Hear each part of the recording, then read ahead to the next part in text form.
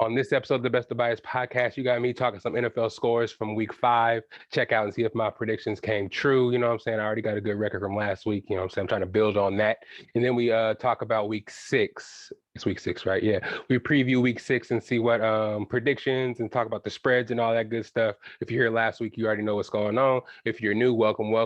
And then we'll get into the Best of Bias Fantasy League week 6. I'm on the way up. I'm gonna let you guys know right now. Some good stuff to talk about. I'm a little happy about it right now. Talk about week 6. And week 5, who won and the standings for week 5, you know, all that stuff. And then we got some pop culture sprinkled in at the end. Draymond Green punching Jordan Poole. I didn't talk about that yet. We got some MCU news. We talked about Blade losing its director. So the movie inevitably got pushed back. A lot of other movies got pushed back too, so we'll talk about that. Some DCEU news, some HBO Max news. They're getting rid of Cartoon Network. So a lot of stuff to talk about. So welcome into the Best of Bias podcast, episode 136. Let's get it. It's the best of bias. You need the earful, you should try us. From pop culture to the movies to unite us. It's the best of bias. The best of bias. It's the best of bias. You are now listening to the Best of Bias podcast with Lydell Dinero and Hugo Twilight.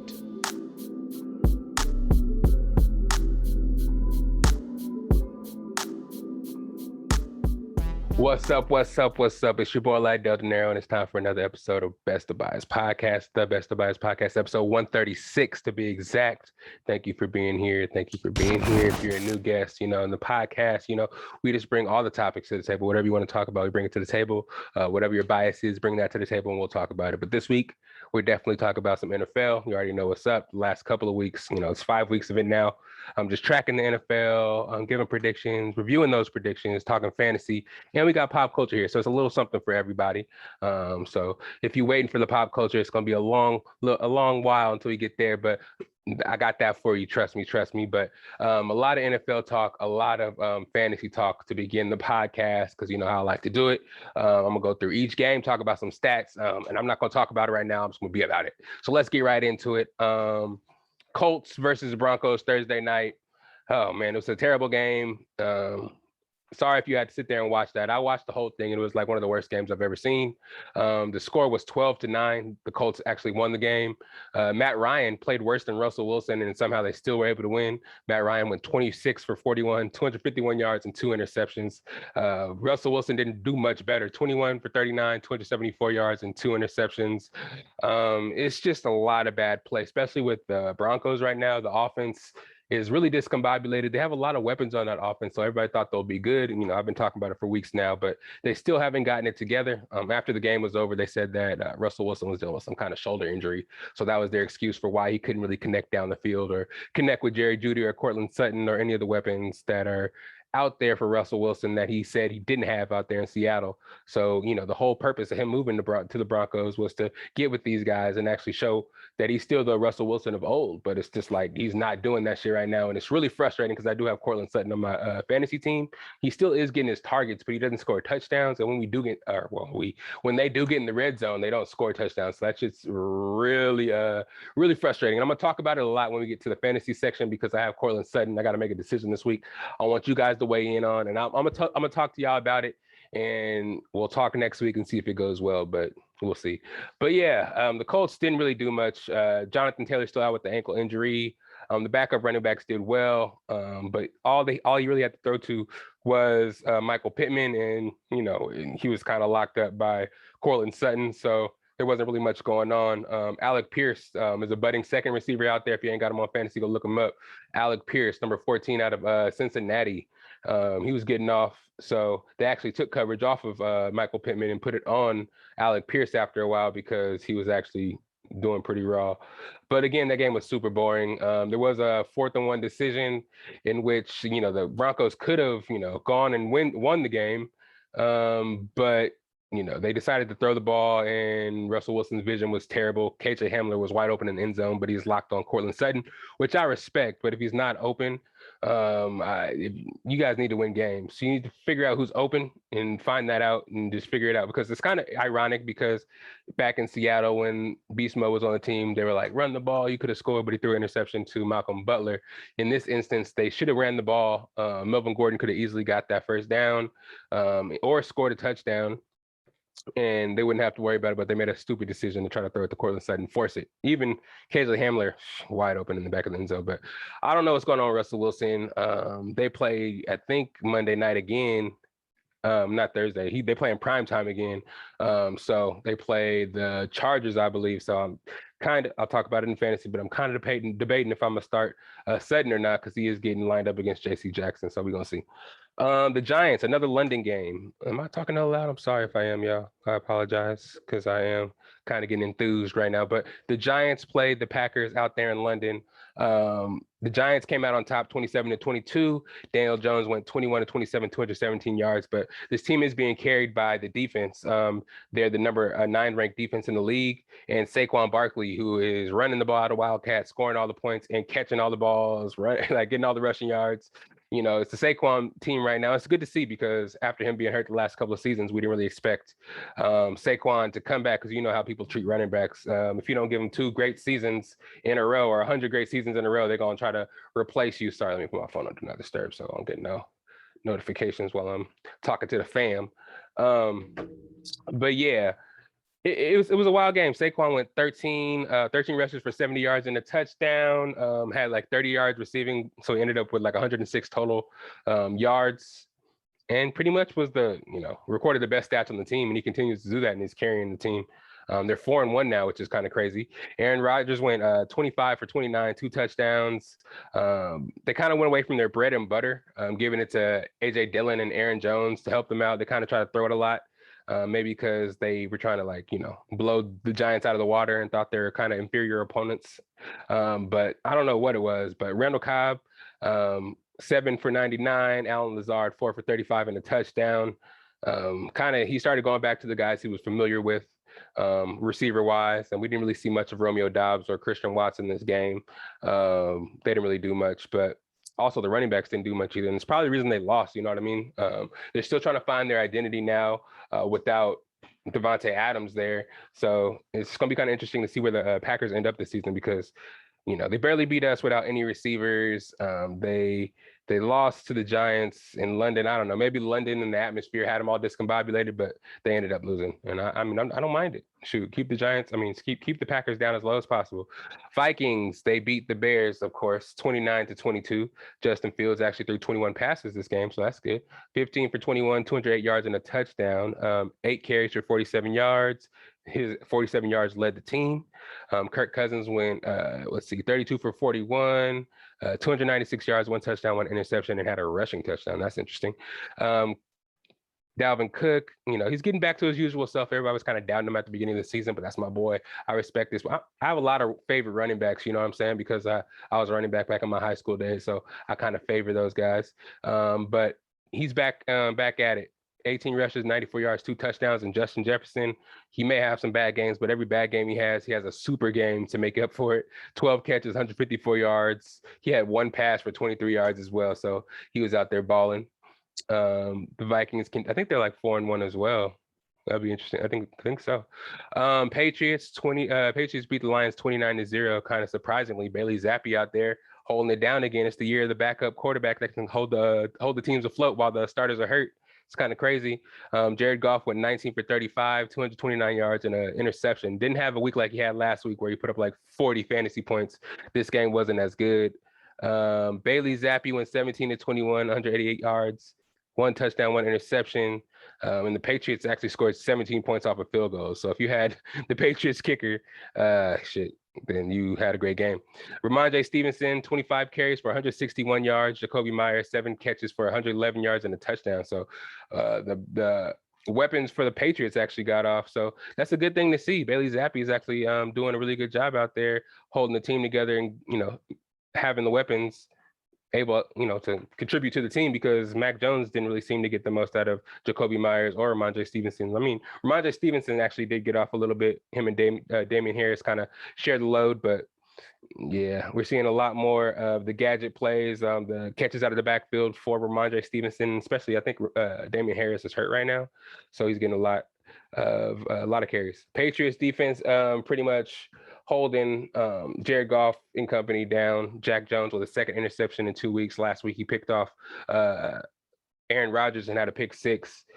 This week he had another interception against Jared Goff. So Jack Jones is balling right now. I think he's a rookie. Bills destroyed the Steelers 38-3. Kenny Pickett 34-52, 327 yards, interception. Pickens led the team in receiving, 6 for 83. And of course, Josh Allen went crazy. 20 for 31, 424 yards, 4 touchdowns, 1 interception. Gabe Davis went crazy, 3 catches for 171 yards, 2 touchdowns. Stephon Diggs, 8 catches, 102 yards, 1 touchdown. You can kind of expect that from Diggs, but Gabe Davis, man, he has these games where he just pops. If you had him in fantasy, you beat your opponent in week 1, like at 10 o'clock in the morning, game 1. So yeah, that was nuts. But the Bills continue to roll, and the Steelers, man, they are not looking good. We play them next week. The Buccaneers play them next week, so I'm happy about that. Hey, just keep doing your thing, Pittsburgh. The Chargers beat the Browns 30-28. Justin Herbert, 22 for 34, 228 yards and a touchdown. Austin Eckler getting back on track, 16 carries, 173 yards and a touchdown. Mike Williams, 10 catches, 134 yards. So Mike Williams is balling with Keenan Allen being out right now. So we'll see what happens when Keenan Allen actually does come back from the hamstring injury, but Mike Williams right now is balling out. Jacoby Brissett in that game, 21 from 34, 230 yards, 1 touchdown, 1 interception. Amari Cooper had another touchdown with 71 yards. But this team is really carried by Nick Chubb, 17 carries for 134 yards, 2 touchdowns. Kareem Hunt, 11 carries, 47 yards, and a touchdown. So this team is going to go as far as the running game could take them. But it wasn't enough because Justin Herbert is the man, and they have a receiving core and a running game that can do anything they want at any time, as long as he gets time to block and the quarterback can make decisions. There's so many accolades I can give to Justin Herbert. I ain't going to spend 30 minutes doing it right now, but Justin Herbert and company found a way to win 30-28. Texans beat the Jags. I don't know what's going on with the Jags because we were talking about for the last couple of weeks that they were a team to, look out for. Trevor Lawrence was balling out and, he was on the come up, but the last couple of games, he has not done well at all. Let's do Davis Mills first, 16 for 24, 140 yards. Dameon Pierce, though, they gave him the ball 26 times, 99 yards and a touchdown. So he actually, scored the touchdown to actually have them hold off the Jags because I'm sure they have 6 points. So they only kicked 2 field goals.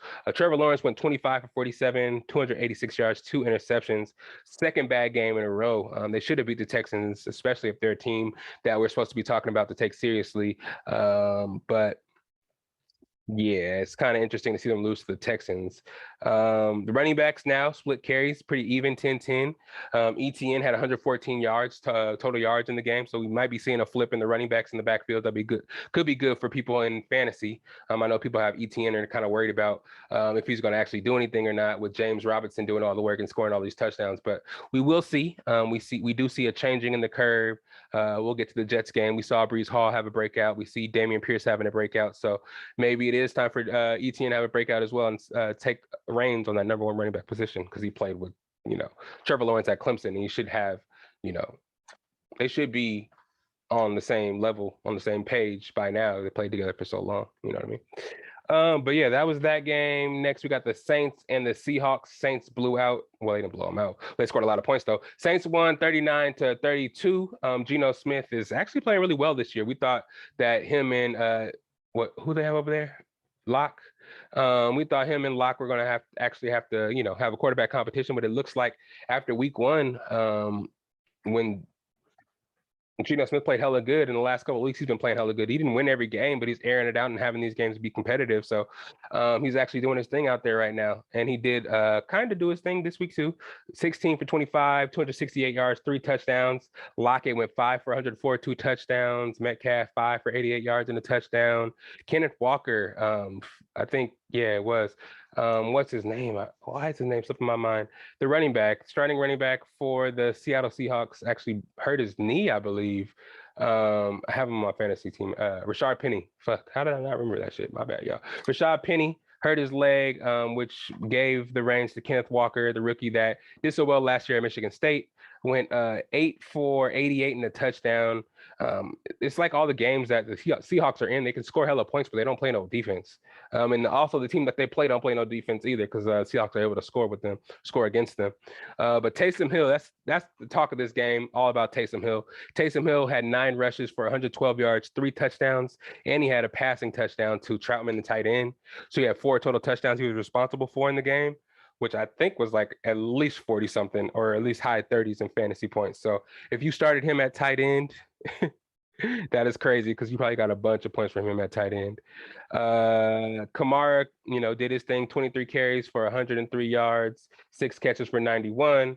And one of the craziest things that happened in the game, Olave caught a touchdown pass for 54 yards, and he caught a touchdown pass while sustaining a concussion. I think he caught the ball, he got slanged to the ground while he had possession, got the concussion, let go of the ball. So that's why he actually let it go. But they called it a touchdown. He had the ball for long enough in the end zone before he sustained the concussion that when the ball came out, they called it a touchdown before he let it go.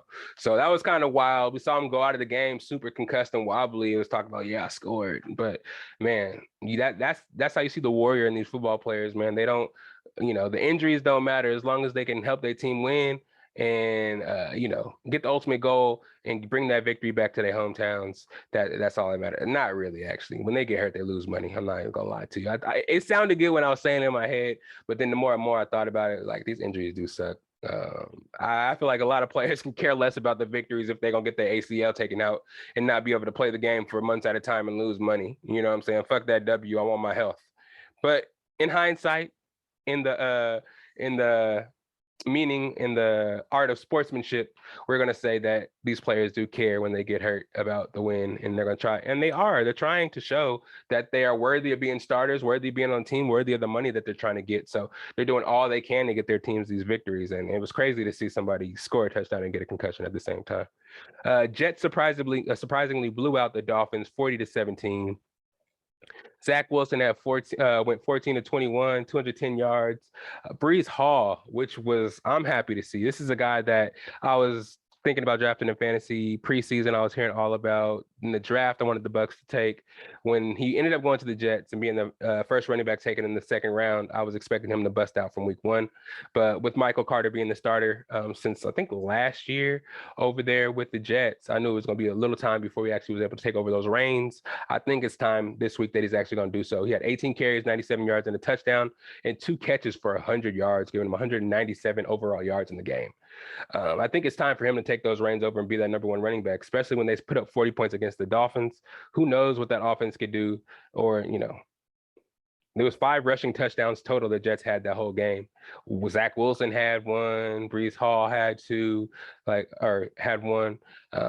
Some of the receivers had 1, Braxton Berrios. So there's a lot of rushing going on there. So I think it's sustainable, and I'm happy for Brees Hall, and hopefully I can start him as an RB1 in my flex for the rest of the season. It can give me points, and it'll be like, it doesn't matter the matchup, that he can just do this over and over again. He has the talent. So we'll see. Teddy Bridgewater actually got a concussion in the first drive of this game for the Dolphins. So that's their second string quarterback getting hurt, on top of Tua getting that concussion, hasn't been playing for the last couple of weeks. So they started rookie Skylar Thomas. He went 19 for 33, 166 yards and interception. Mostert is actually doing good. He's in his 30s, and this is actually breaking the mold. Everybody thinks running backs can't do anything after they, break the, 26, 27-year-old barrier. And with him, doing what he's doing now, he had 18 rushes, 113 yards and a touchdown, staying healthy, you know what I mean? There was no passing game really, because, they're on the third string quarterback, and they got that boy Sauce Gardner over there. Got him in the first round from Cincinnati as well over there for the Jets. So he shut down a lot of the receivers he goes up against this in the league this season, especially him having to go against Tyreek Hill and Jalen Waddle, whoever he was against. He locked him down, and he actually had an interception in this game, I believe, too. Next game, Buccaneers Falcons 21-15. This is the game where I can just go off the top for a little bit. We were at home, welcomed in, we're hosting the Atlanta Falcons. And I mean, from the get-go, we were doing really good. Defense was really showing they can shut down the mostly run from the Atlanta Falcons. Kyle Pitts didn't play. He had a hamstring injury. So we thought their offense was going to be pretty limited, and they actually did just run the ball mostly. But something about our defense this year, we aren't as dominant in the run game. The last 2 or 3 years, we've been really dominant, only allowing a couple like 70, maybe if that, yards a game in rushing. But the last couple of weeks, Chiefs and these Falcons, they were able to run the ball a lot against us. Algier, their other running back, Mariota, was able to, get loose out of the pocket and scramble for a lot of yards. It was interesting to me. Is that Clay working? No, I was tripping. It was interesting to me to see how they were able to get so many rushing yards and how those lanes were opening up so much. But we were able to sustain it for the first half. We went up 21-0, I think, in the first half. We weren't letting them score. They would get to the red zone and we would get a turnover, or they would try to go for it on fourth and we would stop them because they mostly only could run. They had Drake London and Zacchaeus were the only 2 receivers that actually could do something for them. We already know Ridley is suspended for betting and shit like that for the whole year. So they didn't have much going for him. Tom Brady was able to go 35 for 52, 351 yards and 1 touchdown. Leonard Fournette, 14 carries, 56 yards, a touchdown, 10 catches for 83 yards and a touchdown, 2 touchdown. Lenny had him on my team in fantasy. He put up about 34 points in fantasy, which was really good. Mike Evans, 4 catches, 81 yards. Chris Godwin, 6 for 61. The touchdown pass Tom Brady had was to Fournette. Marcus Mariota went 14 for 25, 147 yards and a touchdown pass, with 7 rushes and 61 yards himself. So this game was pretty much got a lot of controversy, got talked about a lot due to some controversy that happened during the game. The roughing the passer call, everybody knows, everybody saw it. Grady Jarrett came in, had Tom Brady dead to rights in the pocket. Tom Brady tried to get away. He wasn't able to. Jarrett grabbed him around the waist and twisted him down. He landed on his shoulder, didn't land on his head, but the referee threw a flag for roughing the passer. Ever since that Tua thing happened last week, to where he was on the ground, knocked out with his fingers all twisted up, and his concussion that he sustained against the Bills when he came back in the game, there was a rule change implemented like right after that game, to where if they saw anything that needed to be flagged, if they're going to protect the quarterbacks a little bit more, just so they don't, because quarterbacks what everybody comes to watch. The quarterbacks what everybody tunes in to watch on TV. They say ain't nobody tuning in just to see Micah Parsons. Ain't nobody tuning in to see TJ Watt. Ain't nobody tuning in just to see Justin Jefferson. No, they're looking for the quarterbacks and the marquee quarterback matchups, and they're going to protect the quarterbacks a little bit more to be able to, protect their bottom line and protect their sport. So this is what they're going to do. So I guess from afar, the referee thought that Grady Jarrett threw Chris Jones is something I'll get into a little later with the Kansas City Chiefs, but Grady Jarrett tossed him down and thought he threw him on his head. So he threw the flag for roughing the passer, which was a really crucial time because we were on the way to going 3 and out and giving them the ball back when they had scored a bunch of touchdowns off of rushing and shit like that. It was 15-21 at the time. They went for 2-point conversion after they scored the second touchdown. So they could have scored a touchdown to either win it or go up by 2, or, to go take the lead up by 2 or whatever. But that call changed the whole thing because it gave us an automatic first down and it allowed us to take knees and end the game. Really, really controversial. I'm not gonna lie. I'm just happy to be on the positive side of the call. But I mean, they're protecting quarterbacks and the concussions are bad. So they want to make sure they're doing everything they can not to get sued, one, and to protect the players and protect their bottom line. I mean, the refereeing is kind of bad this year. We've seen a lot of bad calls, especially in that game alone. Tom Brady was trying to run him, go for it on 4th down under 2 minutes in the second half. The referee took the ball, didn't let him go for it, and messed up the element of surprise and let the Atlanta Falcons substitute when they weren't allowed to substitute. And then there's a couple of pass interference calls that they didn't call when they forced Scotty Miller out of bounds and jumped into his body before the ball got there. There's 2 of those. And then they did call a bad holding call against AJ Terrell against Mike Evans. It was a hold. I thought personally that wasn't as egregious as the roughing the passer or the out of bounds pass interference calls, but I don't know. They do a lot of stuff like to get even. Once the referees mess up something, they try to get even and get back in the team's good graces by giving them a makeup call. But I don't know, man. It was kind of messed up, and it is kind of fucked up for the referee to be able to determine the game that way, and to either take away a victory from the team that could have came back or lighten the victory that the team that did win, because everybody gonna think that they cheated and they were able to get the victory because of the referees and all that bullshit. But anyways, either way, the Buccaneers were able to win and get off that 2-game losing streak, and Tom Brady stays undefeated against the Falcons. So they move on to being 3-2. Titans beat the Commanders 21-17. Ryan Tannehill went 15 for 25, 181 yards and a touchdown. Derrick Henry, 28 carries, 102 yards and 2 touchdowns. Derrick Henry is back. Everybody was kind of scared in fantasy in the beginning of the season because they thought he wasn't doing what he needed to do, scoring like he did last year, putting up all those fantasy points. But he's doing his thing now, breaking off tackles, catching the ball. So he's balling again. Carson Wentz went 25 for 38, 359 yards, 2 touchdowns and interception. Damani Brown, two catches, 105 yards, 2 touchdowns. Yeah, we know Dayami Brown, I think his name is, when Amon-Ra St. Brown was talking shit about him because he got drafted before him, and he was talking all that shit once that week he got off. That's fucked up. Dayami Brown didn't talk nothing about nobody, and he wants to put shade all over Dayami Brown. But Dayami Brown had his day today. 2 catches, 105 yards, 2 touchdowns. Brian Robinson, who returned from being shot in that carjacking earlier this season, he was actually able to come out and actually make his premier game. He actually came out to Mini Men by 50 Cent. Wish death upon me. That was pretty raw and a good moment for the NFL, man. It was good to see him coming out there and actually being able to play, even though that may not be good for all the holders of Antonio Gibson in fantasy, because that might spell the last couple of days for him. But who knows? I like Antonio Gibson. I hope he does well.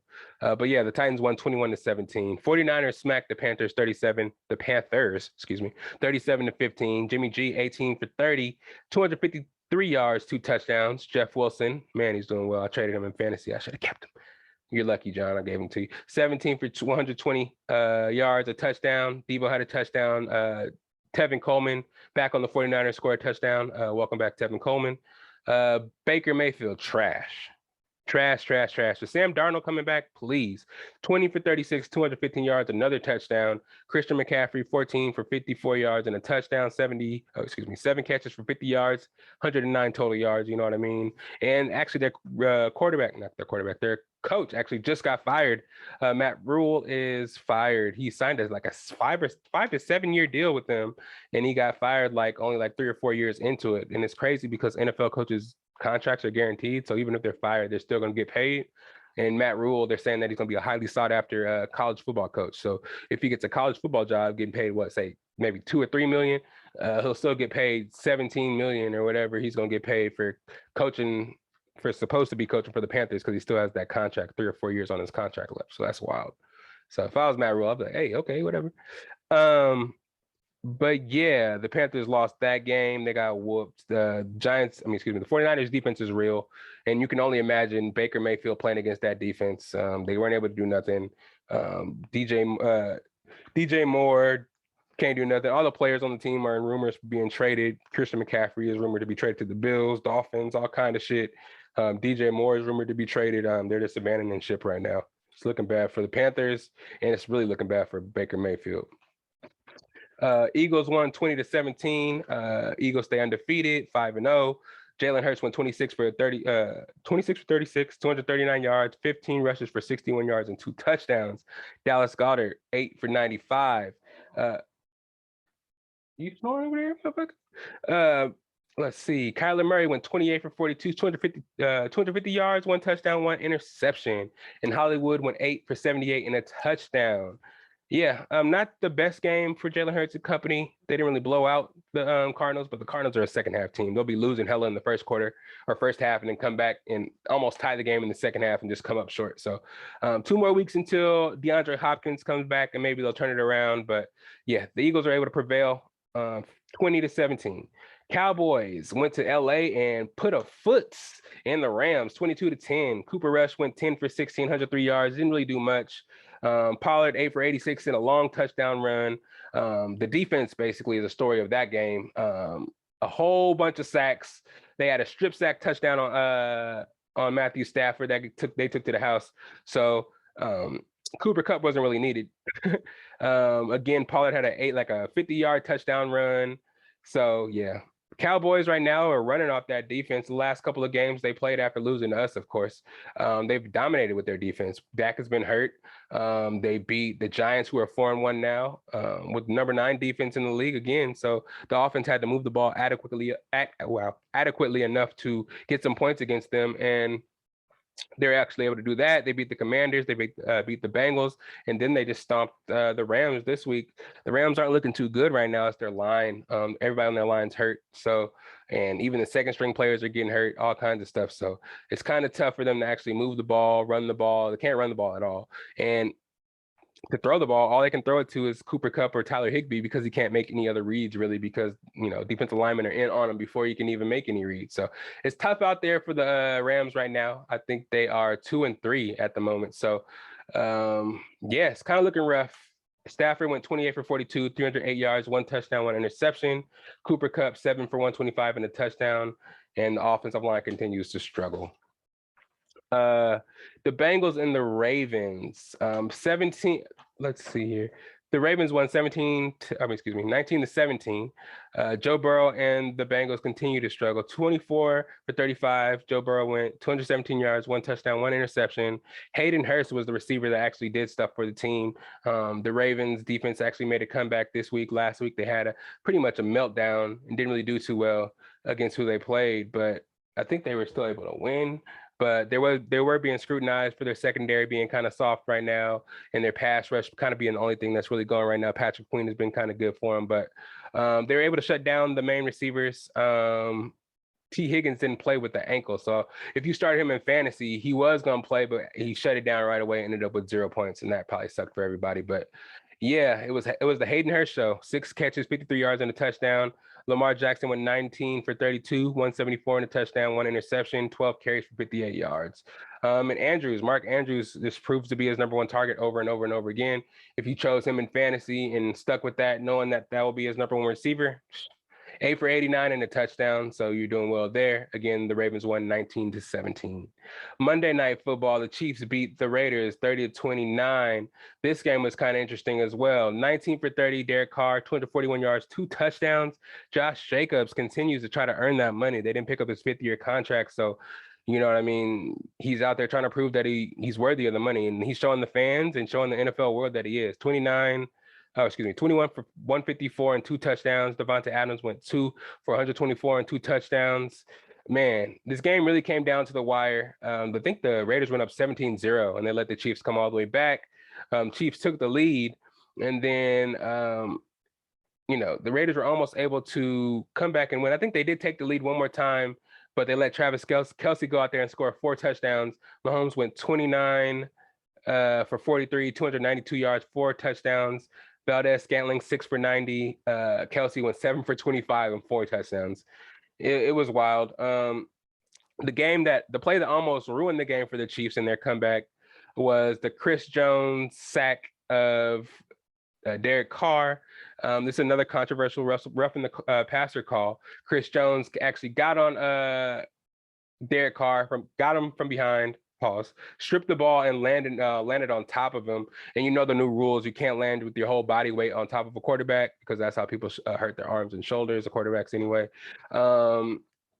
So if you do that any type of way, it's going to be a penalty. And again, the referees don't have really good vantage points on what happens inside the pocket when sacks happen. So if, a referee is far away and you can kind of see what happens, to Derek Carr, but can't necessarily see exactly what Chris Jones is doing. You can think it's a pass interference, but it's really not. He stripped the ball and was coming down on Carr and was trying not to land his full body weight. He actually put his hand down to try to, stop his body weight from falling all the way to the ground and landing falling on top of Carr. And he tried to scoop the ball up to get the fumble at the same time. Doing so is kind of hard for a 325-pound man, 340 actually. He said 40 and tried to correct it with the 320, but we know he's 340. Came in there and sacked him, and it was a bad call, really bad call. 2 bad calls in a row, roughing the passer wise, but it goes to show the league is really trying to protect quarterbacks any way they can. Chris Jones did broach the subject of maybe getting cameras in and doing reviews for roughing the passer calls like they did with the pass interferences a couple years ago. They're worried about it slowing down the game. I don't think it'll slow down the game at all, but I think they do need to get reviews in there. Still protect the quarterbacks, but you can't determine the outcome of games by throwing flags that in the moment, especially in the last couple minutes of the game, shouldn't be thrown. In crucial moments of game shouldn't be thrown. So again, the Chiefs were able to win 30-29. There was a moment in the game where I personally think Devontae Adams caught the pass. It was a deep pass to Devontae Adams. He caught the ball. He bobbled it a little bit, got two feet in, but before he reestablished the catch, he didn't get his feet back in bounds. Me personally, I'm like, it's Devontae Adams. He caught the ball, tapped the toe, had the ball in one hand, and the ball shifting a little bit. You should give Devontae Adams the benefit of the doubt. He caught the ball. He's not going to drop the ball. It shifts a little bit, but there shouldn't be any doubt that he's going to catch that and bring it in.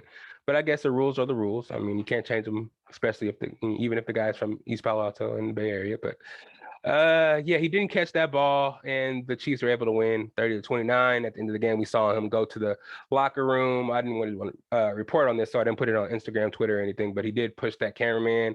He fell to the ground. Me personally, I don't know why the cameraman was running across at that moment. Again, I'm not trying to stick up for Devontae because he shouldn't have pushed the man. He should have just kind of like, squam move him, kind of like, Olayed his ass or whatever. But I do see that he was frustrated from losing that game. It was a really close game. You saw him on the sideline, really frustrated and animated. So yeah, he apologized, but he did. The guy went to court and he got charged with minor assault, which is kind of weird. It's really weird. But it is what it is. Kansas City Chiefs fans are soft for that. I think it should have just been like he apologized after. I think it should have just been a sorry. He didn't get hurt from the fall. I don't care the fact that he could have got hurt. I don't care about the fact that the dude's rich. Like, what? What kind of world we live in now that you're suing somebody like for some reason like that? But anyways, I get it. Get your quick buck if you need it. But that's it. That was the Monday night game. Again, the Chiefs won 30-29, and the Raiders go to 1-4. So you know why he's frustrated. But that's it for week 5. We move on to week 6, where I got the scores and spreads real quick. I'm gonna do this for y'all and get into some fantasy before you go to a commercial break real quick. I know that was long-winded, and when I get into that, y'all even know. But these lists, man, I be putting this shit together for y'all. It's a lot of shit on these lists. Sorry for my audio listeners. I'm holding up my papers with the scripts on it. But I got a lot of stats and shit for you guys that I try to, because I don't know who you guys like, so I don't want to skip your team unless it's the Saints or something. I'll gladly skip right over them. But if it's any other team, I want you guys to have a chance to know how your team went. If you if you didn't watch the game, if you heard about it but didn't know the inner details or the stats or stuff like that, I want to show y'all. I want to let y'all know. And I know a lot of y'all like sports and love it when I do these sports segments, so I'm just trying to give y'all what y'all want. Week 6, though, I got the predictions and the odds here. Thursday night football game, which is going to be another terrible one. Hopefully it's not as bad as last week. We got the Commanders at the Bears. The Bears are favored by 1. Just to let you guys know, in my last week's predictions, I did go 10-6. I did go 10-6. You know what I'm saying? I predicted 10 of the wins out of the 16 games. That's why I went 10-6. Y'all know how records work and shit like that. But I predicted. So let me go over that real quick before I get into the next week's stuff. I picked the Broncos versus the Colts. I got that one wrong. I got the Giants and Packers wrong, of course. I got the Vikings versus Bears right. I got wrong the Patriots versus the Lions. I got that wrong. Bills versus Steelers, I got right. Chargers versus Browns, I got right. Chiefs versus Jags, I got wrong. Saints versus Seahawks, right. Jets versus Dolphins, wrong. Bucks versus Falcons, right. Titans versus Commanders, right. 49ers versus Panthers, right. Eagles versus Cardinals, right. Rams versus Cowboys, wrong. Bengals versus Ravens, right, and the Raiders versus Chiefs, right. Going 10-6 as a record. I told you guys I was gonna keep track, and I'm staying true to my word. I went 10-6, 10-6 with 16 games. So that's gonna be my true record. Let's just start over because I didn't even last week. I don't even know what I went. I'm just gonna go 10-6. This week. We're starting right now. I'm gonna keep this winning record throughout the season. Y'all gonna see that my predictions gonna be right. So let's start with these week 6 predictions and spreads. Commanders at the Bears. The Bears are favored by 1 at home. I think the Commanders will be able to score more, and I think they'll actually be able to win this game. Plain and simple. 49ers versus the Falcons. The 49ers are favored by 6 at Atlanta. 49ers are gonna win that game hands down. Defense alone is not gonna let them run like they ran against us. So I think they'll just shut down that run and win that game. Patriots at Browns. Browns are favored by 3 in Cleveland. I got the Browns in that. I got the Browns in that game. I don't know if Bailey Zappi is actually going to start for the Patriots, but I think that the Browns actually have a little something going. I think they're able to score enough points to beat the Patriots. And what week is it? It's going to be 5 more weeks. No, actually 6 more weeks until Deshaun Watson. So they're holding it down right now. So they can just keep it going. Jets at the Packers. Packers are favored by 7.5. I don't know. Packers haven't really shown me much lately, but I don't think they can lay another egg at Lambeau. So I think the Packers will win that game. Jaguars at the Colts. Colts are favored by 2. I'll take the Jags in this game to recover off that 2-game losing streak and beat the Colts. Vikings at Dolphins. Vikings are favored by 3 at Dolphins. We got Skyler starting again at quarterback, third string quarterback starting in Miami. So I am going to go the way of the Vikings. The Vikings are 4-1 right now. So yeah, Dolphins have their hands full, but I hope Waddle gets off because he's on my fantasy team and I need him to do something. Bengals at the Saints. The Bengals are favored by 1. That's interesting because I was going to start the Saints defense somewhere. Hopefully I didn't pick them up. Hope I didn't. In this game, I do have the Bengals. I'm not going to pick the Saints, even though they're favored at home. I got the Bengals. Ravens at the Giants. Giants are favored by 5. Or no, let's say Ravens are favored by 5 in New York. Yeah, I think the Giants win streak is going to stop here. They're going to go 4-2. And depending on who they play next, they might be going downhill because I don't know, man. Once they start playing good defenses, I don't think that offense with Saquon playing Wildcat quarterback is going to be sustainable enough for them to keep getting wins, especially against good teams like the Ravens. I know the Ravens are going to, probably tear up that defense and move that 9th ranking down a little bit. So we'll see, but I got the Ravens. Buccaneers versus Steelers. The Buccaneers are favored by 8.5 in Pittsburgh. Yeah. They got blasted 38-3 by the Bills. I'm not saying offensively in our team as well, all the way put together and all the way healthy like the Bills team is, but I think we can put up points just like they did through the air, running the ball. I think we have enough. Our defense is going to be able to shut down Kenny Pickett, so it might even be more than 8 points. I know we're going to win that game. Not much to talk about there. Rams and Panthers. It's a makeup game for the Rams. Rams are in LA, back at home, favored by 11. I think they're going to put the work on the Panthers because the Panthers, have no offense. And I think Aaron Donald is going to go and just make mincemeat of that line. And then it's going to just give Baker the worst day of his life. I got the Rams. Cardinals at Seahawks. Cardinals are favored by 2.5. Oof. I don't know, man. This one, I think I'm going to pick the Seahawks for an upset. I do pick Seahawks in this one. I don't think I would ever say that I'd be picking the Seahawks without Russell Wilson being their quarterback. You know what I mean? But I'm picking them now against the Cardinals. The Cardinals aren't really showing me much. I think Connor might be hurt. Their receivers still, they only have Zach Ertz and Marquise Brown. So until DeAndre Hopkins gets healthy, AJ Green gets healthy, and they can show me something when they're beating teams handily like they were doing last year, I'm going to have to wait and see. But I'm picking the Seahawks. Bills at Chiefs. This one's going to be interesting. The Bills are favored at Kansas City by 2.5. I think the Chiefs, man, I don't know. Patrick Mahomes just be making wonders happen no matter where he plays. And it's kind of crazy to actually see because when you look at it, it's like this what he's doing can't be, it can't be real. They're not throwing no flags. He look like he can do whatever he wants, pass the line of scrimmage, throw it behind his back, over his shoulder, little pitches. Anyway he throws it, nobody intercepts it, nobody tackles him when he scrambles. He's not running the fastest. It's just like he gets it done every time. So I know Josh Allen and everybody's on their high horses right now because of what they did last week and what they've been doing the last couple of weeks. But we'll see if the Chiefs defense can hold them down. But I have a slight feeling the Chiefs can win this game. Cowboys and Eagles, it's going to be an interesting game. It's for the division. Cowboys have something to prove. If they win this game, they show everybody that they're not a fluke. Eagles, if they win this game, they show everybody that they're not a fluke. People are saying it's more important for the Eagles to win this game because they're playing with house money over there in Dallas with Dak Prescott being hurt. Dak actually might come back for this game, so who knows? In this game, I'm going to pick the Eagles because I think they'll be able to run the ball against the Cowboys. I think they'll be able to pass the ball. And they'll be a lot more comfortable than all the other teams they've played because a lot of the other teams they've played have bad offensive lines that they lost to anyway. And then we have the Broncos and Chargers on Monday night. And of course, I got the Chargers. They're favored by 5.5 in LA. The offense on the Broncos has not been good. I got Justin Herbert till the day I die, boy. I'm just kidding. But yeah, you already know how I rep for young Justin Herbert. So I got Justin Herbert at home in that game. So for my picks, I got I got the Commanders against the Bears. I got the 49ers against the Falcons, Browns against the Patriots, Packers against the Jets, Jaguars against the Colts, Vikings against the Dolphins, Bengals against the Saints, Ravens against the Giants, Bucks against the Steelers, Rams against the Panthers, Seahawks against the Cardinals, Chiefs against the Bills, Eagles against the Cowboys, and the Chargers against the Browns. So mark those down. I'm gonna let you guys know what I go. I highlighted them on my page. You know what I'm saying? Last week I went 10-6. So we don't know how we're gonna do it next week, but we hoping for a good thing. If you guys putting up bets, use my advice if you'd like. You know what I'm saying? I'm not saying that I'm an expert or anything like that, but I got a good little flavor for the team. I got a little flavor for the team, a little feel for it. You know what I mean? I played a little football back in the day, and I watched a lot of football every Sunday. You know what I'm saying? For years now. So take it or leave it. 10-6 last week. That's all I gotta say. Moving on to fantasy.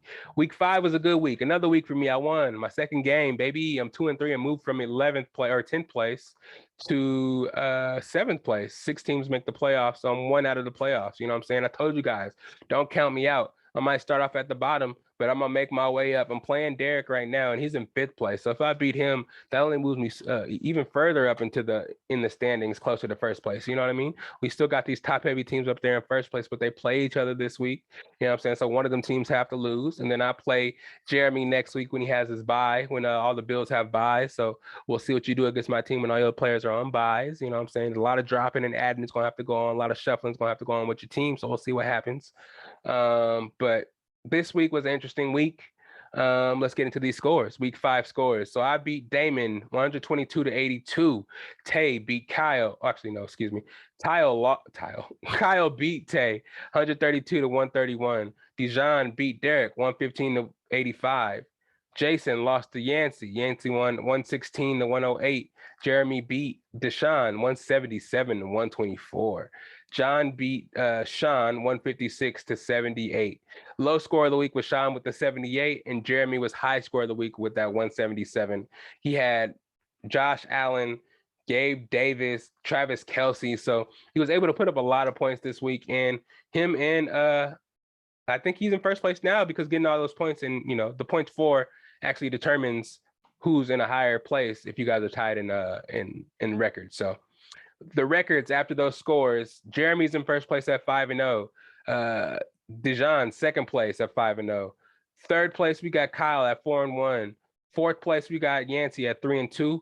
5th place we got Derek at 3-2. Unanimous, which is Yancey, we got him at 6th place with 2-3.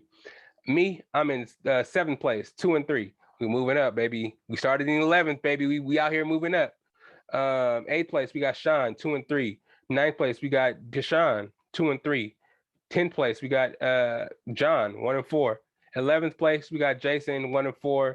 And holding down 12th place for the 5th week in a row, we got Damon at 0-5. It'll get better, Damon, I promise. But if it doesn't, you're gonna have to get that toilet trophy from John. It's gonna be residing at house at day ball. You know what I'm saying? But week 6 is coming up. Hopefully everybody can get back on track and get some wins, man. I'm trying to get some wins, trying to get to that 1st place, because in the Best of Bias League, 1st place $450, 2nd place $150, 3rd place you get your money back. So if you want that cash, keep those wins up. Me personally, I got Tom Brady. I picked him up in waivers. You guys heard about that. But running backs are coming on strong. Christian McCaffrey, Leonard Fournette. Tight end Tyler Higbee was a late pickup too, off waivers. He's showing out and being Matthew Stafford's number 2 target behind Cooper Kupp.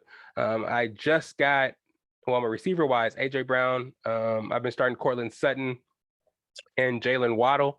Cortland Sutton's their starting receiver over there, so he's an automatic, set it and forget it type of guy. But with Russell Wilson out there at the fluctuating offense, I don't know if I can start him confidently this week, especially with him getting that shoulder surgery. I don't know if he's actually going to be able to get Sutton the ball, and everybody knows he forces the ball to Sutton. So I'm thinking of making that transition to starting Waddle. Hopefully he can get some catches and make stuff happen in the short field, get the ball and, in space, just take it to the house and do some stuff like that, rather than banking on the forced points from Russell Wilson. So I'm gonna try to do that. And then I'm gonna try to put in Breece Hall against the Green Bay Packers. All those carries he had that last week against the Steelers? Whoever the hell they beat. Let me see. Who was it? They beat the Dolphins. Yeah, he had all those carries against the Dolphins. Was able to do very well. So he's kind of separating himself from Michael Carter. So I think I can start him confidently in place of Sutton. But I'm kind of juggling it throughout the week. I don't really know yet. I'm just trying to wait and figure it out. But we'll see. I played Derek this week, and you know what I'm saying, I'm trying to come for that 5th place spot. I don't know if I'll jump that high. There's 2 and 3 if Tay loses and I beat Derek. I think I'll move up there. So I'm hoping for it. But fantasy football, I know everybody's into it. I hope you guys' teams is doing well. Best of Bias Fantasy League. I'll keep checking in with you guys and letting you guys know how I'm doing in that league and how that league is going because, you know, Best of Bias, we have a fantasy league. If you guys want to be in this league, just let me know. Hit me up. We have this league every year. $50 buy-in this year. It might go up next year. Get some more cool prizes, hats, stuff like that. Get more, just get better penalties instead of the toilet trophy. I don't know if we're gonna go tattoos, but we'll get embarrassing stuff that we'll have to do. The more people we get involved and the more stuff that goes down. So yeah, let's get into a commercial break here. I got a couple of pop culture topics for y'all, talk about a little bit, and then I can get y'all out of here. You know what I'm saying? Just quick little Swift Friday episode. You know what I'm saying? Not holding y'all for too long. But I do want to get this pop culture in for everybody that waited or skipped to the end. You know what I'm saying? I want to give you guys a little payoff for sticking around with me and listening to the podcast. By the way, you know what I'm saying? How do you like this Mamba jersey? I know you guys probably seen it before, but after seeing that Redeem Team documentary on Netflix and seeing Mamba out there with LeBron and my boy Melo, I had to pull out the Mamba soccer jersey. You know what I'm saying? You see a little logo there on the back. I would show y'all the back. You say Kobe Bryant number 24 and stuff like that, but I ain't gonna mess up the pod experience for everybody. But it's a dope shirt. I'm not a Lakers fan or nothing like that. I know the NBA season is starting now. I don't want y'all to get misconstrued or nothing like that. It's Denver over here. You know what I'm saying? I'm going to the game on Friday too. So if y'all in Chase Center or going to a Warriors game, I'm gonna be there Friday. Look for the Best of Bias hat. I'm probably gonna be wearing that black Joan with a Jokic jersey. So spot me out, say what's up, chat it up a little bit. I like to see the Best of Bias family in the building. We can talk a little bit, but my focus is mostly going to be on the game, come back and report it to y'all. So let's get to this quick commercial break, come back and do some pop culture for y'all. It's the Best of Bias podcast. You know what it is.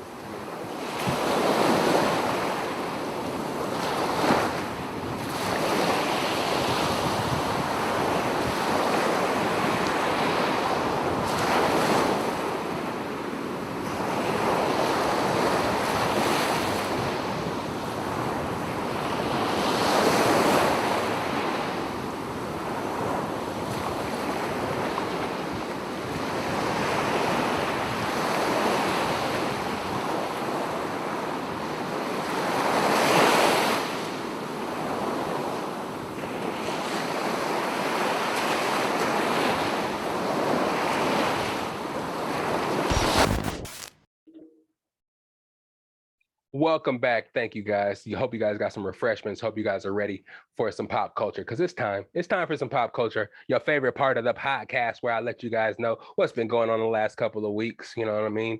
Mostly we got some, well, let's start with this. The baseball playoffs are in action. If you guys didn't know, just a quick highlight on that. We got a bunch of playoff baseball going on, especially we got the Braves playing the Phillies. We lost last night, but I think we just won, if I'm not mistaken. So even the series 1-1. Astros playing the Mariners, Dodgers playing the Padres, Guardians playing New York. You know what I'm saying? So we're in full effect right now. And cheer on your favorite team. If you guys watch baseball, I don't really talk about baseball that much on the podcast, but when it comes to the Braves, when it comes to the playoffs, I'm kind of tuning in and keeping you guys up to date, of course, because last year we won the World Series and I was bragging a little bit about that. So of course, going to be on here to let you guys know how they doing and keep updating you on that. Excuse me, in my fast talking. Shout out Matt. I know you're a Dodgers fan. You and the fam beat the Padres. You know what I'm saying? Nobody really wants y'all to win, but I don't really want to play y'all either in the next round. So I hope y'all lose as well. I'm sorry. But yeah, baseball playoffs is upon us. If you watch, hope you're loving it. I'm loving it right now.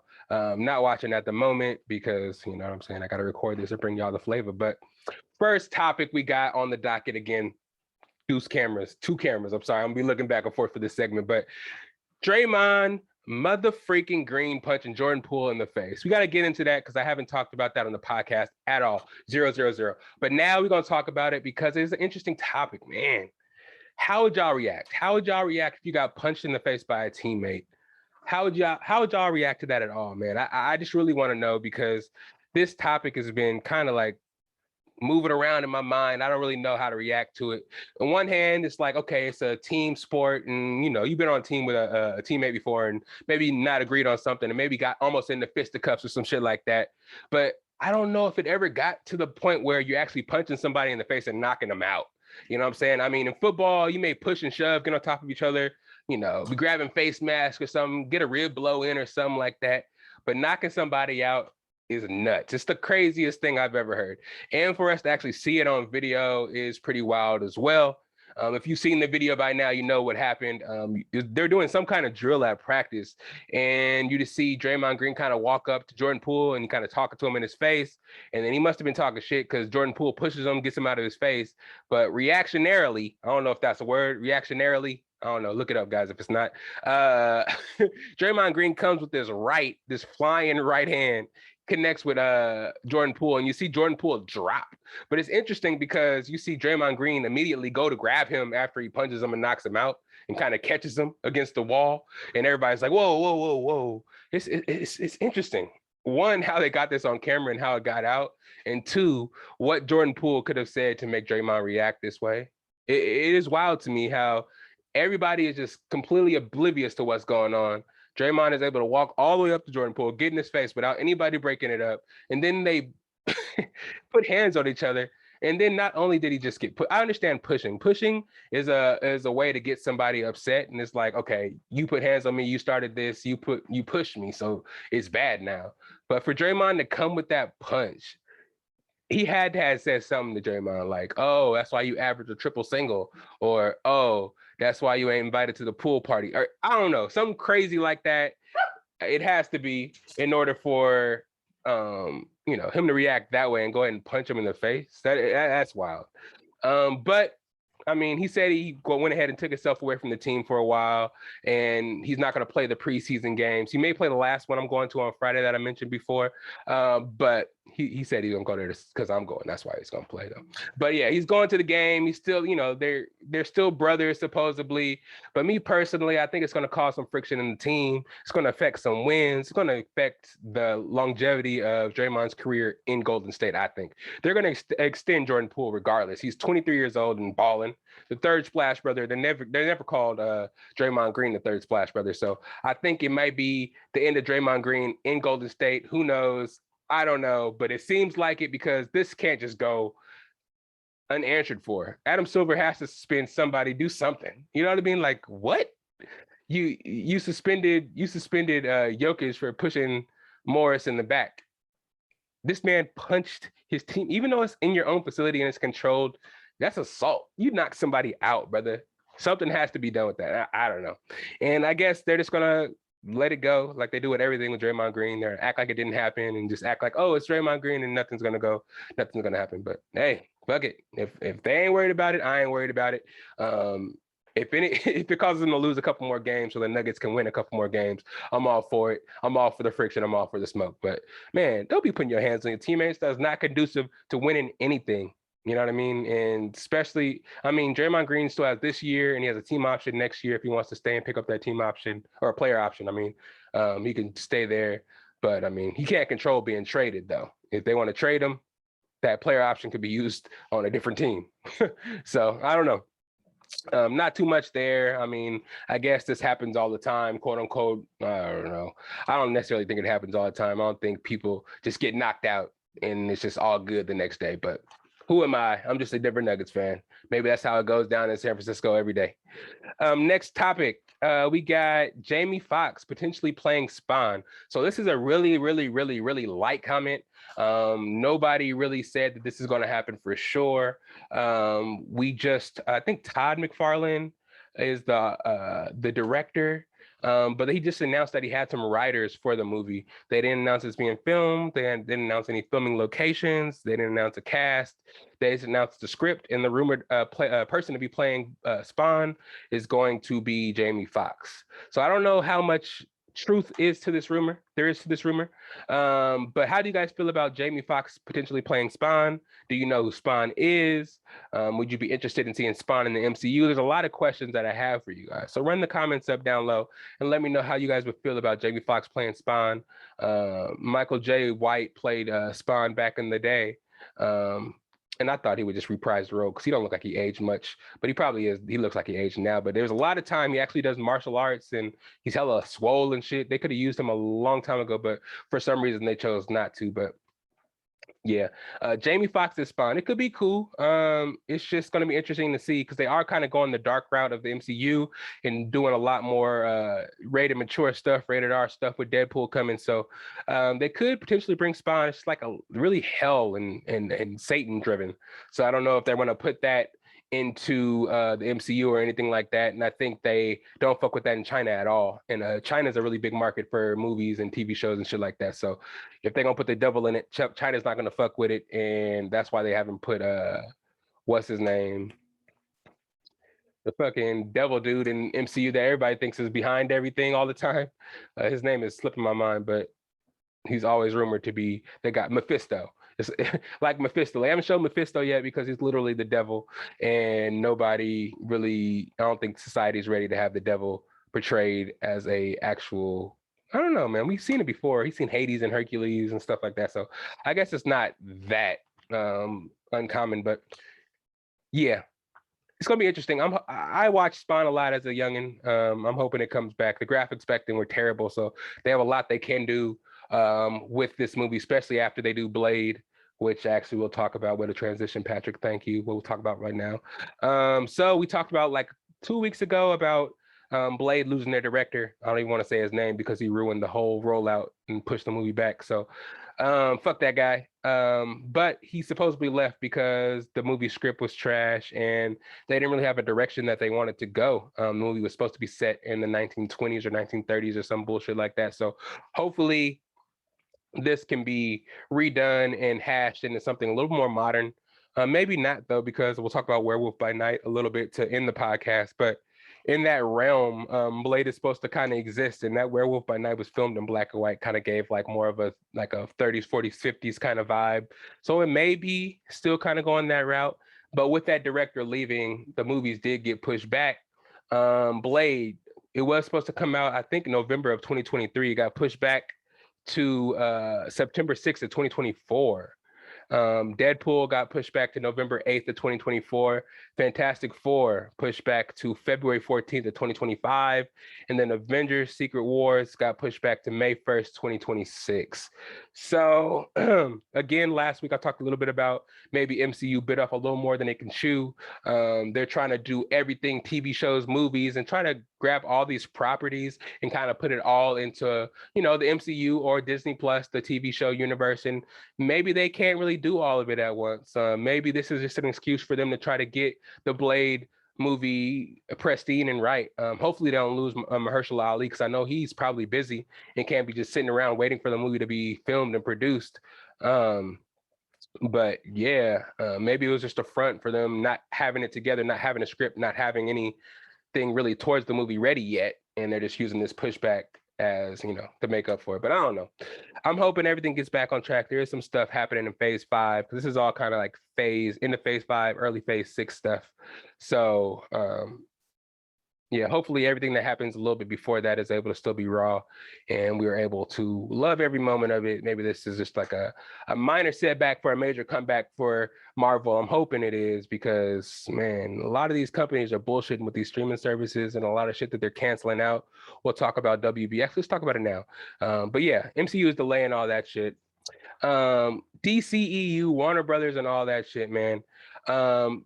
But let's talk about DCEU first, where they're trying to get shit right.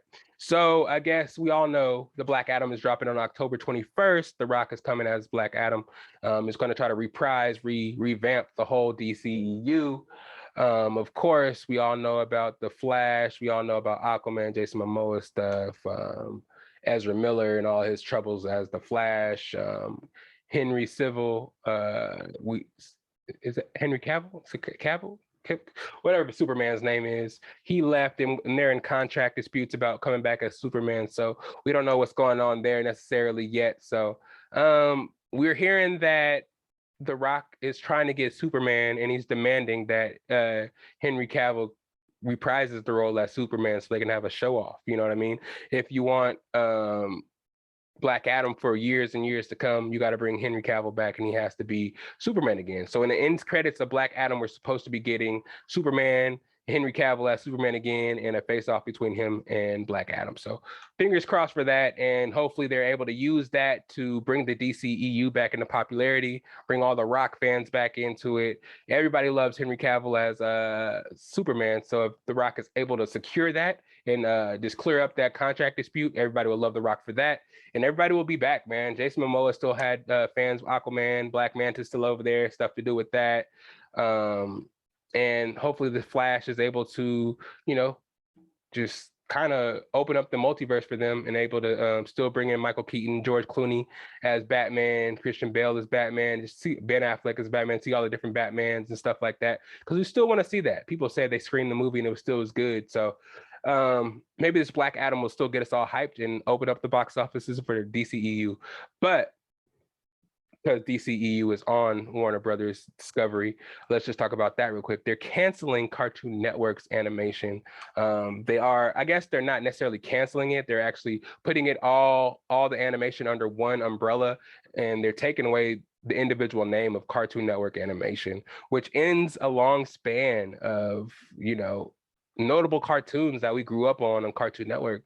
Cow and Chicken, Courage the Cowardly Dog, Ed, Edd and Eddy, all the new cartoons that they regular show, all the stuff that they are putting on Cartoon Network as of now, all the Toonami stuff, they're on take it away from Cartoon Network and just put it under WB and Discovery Animation, which is kind of weird, man. I don't think they need to do that. They own the property, so they can do whatever they want with it. For them just to eliminate it altogether, it just cancels out a whole bunch of nostalgia, and it just ruins it for a lot of kids that actually want to kind of check out Dexter's Laboratory, Powerpuff Girls, any of that stuff from back in the day. Kids nowadays want to check that out that may not have seen it back in the day, or not going to, well, hopefully they don't cancel it exactly, but they're not going to actually get to see it the way we saw it. Cartoon Network with the changing logos and all the cool stuff that actually happened back in the day with Cartoon Network. It's going to be sad to see it go. Hopefully somebody else will buy it out and be able to present it the way it should be presented. But lastly, we'll end off with one of the MCU's newest shows or special events that just dropped, Werewolf by Night, that came out last Wednesday. It's like one of their horror specials. They have this team that's a notable comic book team called the Midnight Suns that deals with a lot of their horror characters: Blade, Moon Knight, Morbius, Ghost Rider, Elsa Bloodstone, who's a main character in this special, Werewolf by Night, of course. A whole bunch of those kind of characters, kind of mystical, kind of monster characters that are kind of not really talked about in the realm of the MCU right now. They're not superheroes. They're not this kind of, and Blade, did I miss Blade? I did say Blade, good. But a lot of the darker stuff, a lot of the rated mature stuff, monsters, ghouls, spells, we'll see a lot of that opening up especially with this Werewolf by Night special that we did see. It was really cool. I liked how it was filmed in black and white. It gave that really old school monsters nostalgia. I really liked, it could have been longer for me. It was like only 54 minutes. And the way they were setting it up, it was really epic. Just to give you a little backstory, this monster hunter named Ulysses Bloodstone died, and he summoned all the hunters around the world. I don't know if it was the world, it had to be the world, to come to a meeting to have a hunt off to see who would take Ulysses Bloodstone's place as the leader of the hunters, and they would get the Bloodstone as a reward. You see a whole bunch of hunters from all over the world, a whole bunch of cool looking people. And then you see this kind of little Hispanic man, hella non-assuming, kind of nerdy looking, comes and sits down amongst all the hunters and stuff, and they go around talking about how many kills like the hunters had, 25, 30 kills, and they get to the unassuming guy, and it's like, this guy's had over 100 kills. And they looked at him like, this guy, 100 kills? And they're like, yeah, this guy. So right then we knew that was a Werewolf by Night, and we knew there was something weird about him. But it was a really spooky tone. I like that it came out in Halloween. They opened it up, you know how you usually get the Marvel thing, the sign with it changing with all the characters, and it's the opening usually is red and it changes colors. This one was black and white, and in between all the changes, it would have like claw marks come through and like little screams to show that it was like a horror special, a Halloween special. So that was pretty tight. I like the plot. It just moves a little fast for me. Basically, all these hunters try to take the place of Ulysses Bloodstone, but his daughter was the one that was actually the rightful heir to the Bloodstone legacy or whatever. So she was actually supposed to get the Bloodstone, but she was shunned away from her family for not believing in all the stuff that they were doing. So when she came back to try to rightfully take the Bloodstone, she had to earn it twice as much because everybody was like, "Hey, you abandoned the family. How could you? You don't deserve this. So we're not going to just give it to you. We'll make you work," type shit. So they put all the hunters in a maze and tell them there's a monster in there, and they put the Bloodstone on the monster to irritate it and make it angrier. Whoever kills the monster and is able to retrieve the Bloodstone is able to take Ulysses' place as the leader of the monster killers or whatever. Basically, throughout the show, we see all the monster hunters get in this maze and try to find this Bloodstone, and we see that this little unassuming guy is really trying to help the monster that they have in there that everybody's trying to kill. We see that the monster is a popular character in the MCU called Man-Thing, really popular character. It's kind of like Swamp Thing from the DC. Is it DC? I think Swamp Thing is DC. But yeah, it's actually Werewolf by Night's friend, and he's actually going in there to help him. We don't see him turn into the werewolf at this point. We just see him as this guy that's going in there secretly to help Man-Thing, which is named Ted for some reason. I think his name was Theodore, and he was like a scientist who was doing tests. You know how it goes. And he turned himself into the Man-Thing. He was hella crazy. But yeah, so he sees Elsa Bloodstone.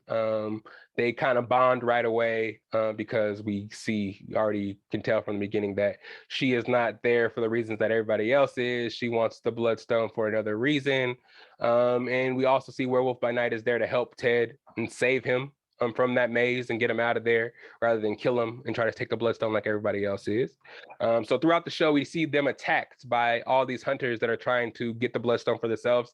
It's a lot of violence. I really like it. We see people getting their hands cut off, people getting their heads slit, their necks slit open, arrows shot through people's necks. There's a lot of gore and violence, which I really did like. They are taking it to the next level on Disney Plus. They already said they're going to have rated R Deadpool, so it's going to be really interesting to see what's going on and how they continue to raise the level of violence, because there's a lot of violence in the MCU and we like to see more. Not too much. No, we don't need to see all of it, but we like to see a little blood and a little bit of what's going on with people when they get their asses whooped by these big ass superheroes. So that was cool.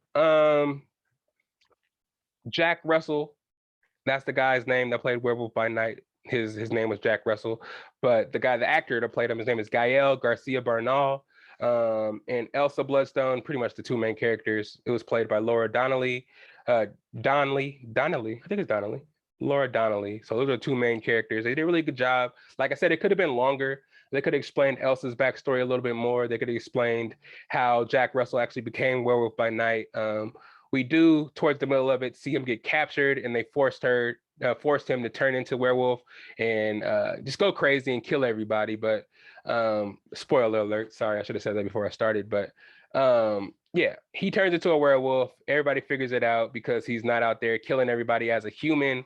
They figure out that he's actually the werewolf and he's actually able to control when he turns into a werewolf. But the mom actually has a bloodstone and is actually able to make him turn into the werewolf, and he goes and kills everybody. And since he remembers the girl, he doesn't kill the girl, and she gets the bloodstone, yada, yada, yada. You guys should check it out. I didn't touch on every point, but it's pretty good. It's worth a watch, and I think it will open up other stuff that's going to happen in the MCU ultimately. Like I said, the Midnight Suns, keep that name in mind. Blade, Moon Knight, Morbius, Ghost Rider, Elsa Bloodstone, Werewolf by Night. There's a whole Man-Thing. There's a bunch of characters they can put in there, and it's like a team up that they like to do. They're doing the Thunderbolts, Avengers, all that shit. This can kind of be like that, but with a little bit more spooky tone, more of a haunting tone, and fucking kill people and show blood. So that's another route they can go. The only thing is, I don't really know what year it's supposed to be portrayed in. Again, it's filmed in black and white to give the feeling of like that 1930s, 40s kind of feel. But when they, at the end, it went back in color, and it really didn't seem like it was in the 1930s or 40s. It kind of gave like a little more of a modern feel. So maybe this is where they can connect Blade and all these other characters, Moon Knight, into it. Which is in modern times, and we can get that team up that we all wanted. I know I would love to see Moon Knight and Blade on a team. That would be, and Ghost Rider, that'd be too OP. How could you even beat that team? I'm spitting all over the place. Y'all can see that shit. My bad. But yeah, that's it for the pop culture topics. We got to the end of the episode where I like to let them know where you can find me at. It's SAC_Lydell on the Instagram, Patrick_Lydell on the Snapchat. You can also find me on the YouTube, Best of Bias Podcast. You can find every video. AKA does a wonderful job of getting the videos up every episode. At least it's almost at least 100 episodes now on there, at least, you know what I mean? This is episode 136. So we got a lot of work up there. So go check it out, like, subscribe, tell a friend. Hats, merch, all that stuff. We got a bunch of it left. Hit me up on the Instagram. Hit me up on YouTube if you need some. Hats, I'm doing 25 if you're local, 30 shipped. For shirts, I'm still doing it. What am I doing? 35 local, 40 shipped for the t-shirts. I got that and the Thunder character doing its thing. A new batch of hats coming in, a bunch of colors that you guys have been asking for. So don't hesitate to ask for those because we got them. Might be doing an episode this Saturday for you guys. Just touching up on some more pop culture and just seeing what's going on. So it's not super sports heavy for you guys, just a little bonus something. It might not be as long as this episode because these long episodes take a lot of work and a lot of time. So may not be as long, but I still want to get you guys some more topics and get you guys some more bias so you guys aren't just coming here and hearing the routine of sports, then a little bit of pop culture. I still got a lot to talk about because conventions coming up, Funko Pops want to discuss with you guys, just hobbies and R&B. Jen wanted to talk about R&B. I told you guys that last week. Music is another one of my favorite. You know, I'm a big music fan. So to get some more of that in the podcast, just a lot of other topics as well. So, you know, a lot of the good podcasts have multiple, you know, podcasts a week. And I want to start doing that for y'all once I get the time and a couch coming soon, lounge area coming soon, a lot of changes coming soon. I tell you guys that a lot, and they do come. May take a little bit to come, but they do come. The changes do. But as of now, that's the end of the episode. You guys enjoy your Friday. It's been episode 136. Thank you guys for being there. New listeners, you come back now, you're here. Old listeners, you come back now, you're here. Hope you guys love the episode and you're now a part of the family. You know what I'm saying? Again, I'm not a Lakers fan. I'm a Denver fan. Go Bucks, go Braves, go Oregon. You know what I'm saying? All that shit. You know what I'm rocking. But this is the part where I like to let them know where my theme song at and where it's at. It's right here. All right, then, y'all. Happy Friday. It's the best of bias. You need the earful, you should try us. From pop culture to the movies to unite us. It's the best of bias. The best of bias. Yeah, it's the best of bias. You are now listening to the Best of Bias podcast with Lydell Dinero and Hugo Twilight.